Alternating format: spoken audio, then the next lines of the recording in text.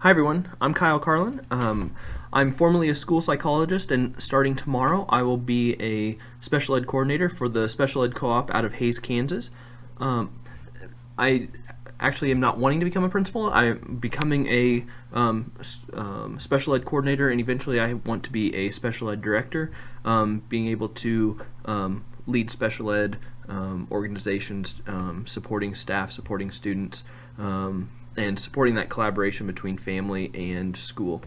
Um, Personally, my personal experiences with supervisory responsibilities first started with the Army. I was a sergeant in the Army for 4 years. I was in the Army for 8, but I was a sergeant for 4 of those years, and I was responsible for providing evaluations to my staff as part of my squad. And I found those experiences very difficult, but also very valuable to the overall organization.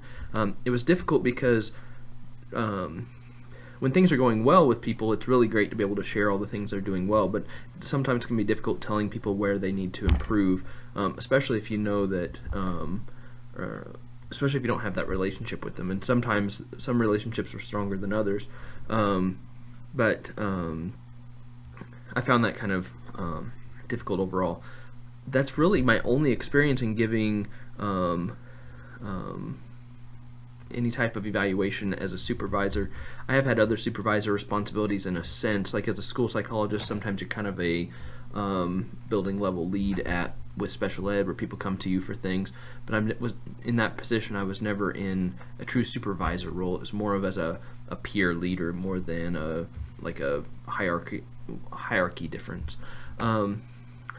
And then my own personal experiences with evaluations, all the organizations I've been in have used the E4E, which is built around the Danielson model of instructional leadership and instructional framework, I guess. And so a lot of that hasn't really applied to my role as a school psychologist. A lot of it has to do with more teaching practices with a classroom. So some of it, my evaluations have always been, there are parts that are definitely relevant, but then the evaluator has always had to be a little bit fluid with those standards and how they were judging me or evaluating me against those.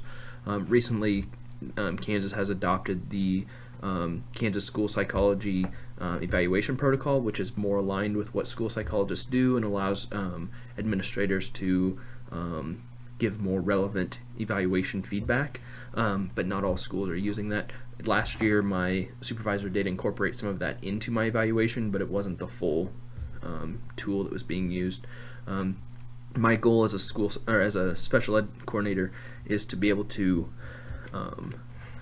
get my co-op in a position where we can use more consistent measures for our different staff, because like our physical therapists and speech pathologists, school psychologists, that teaching evaluation tool isn't always the best fit. And so how do we make sure that we're giving people relevant feedback?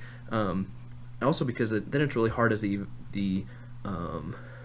administrator to hold anybody accountable for standards that you're not even evaluating them on. So that's my kind of experience with those elements of supervision and evaluation. Personally, I am married. I've got 2 kids, an 8-year-old and a 4-year-old.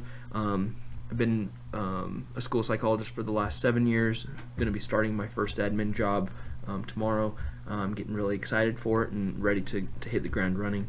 I look forward to learning with everybody and learning a little bit more about evaluation of staff, and I'm hoping that it'll be really valuable for me as I move into this next school year. Thank you and have a great day.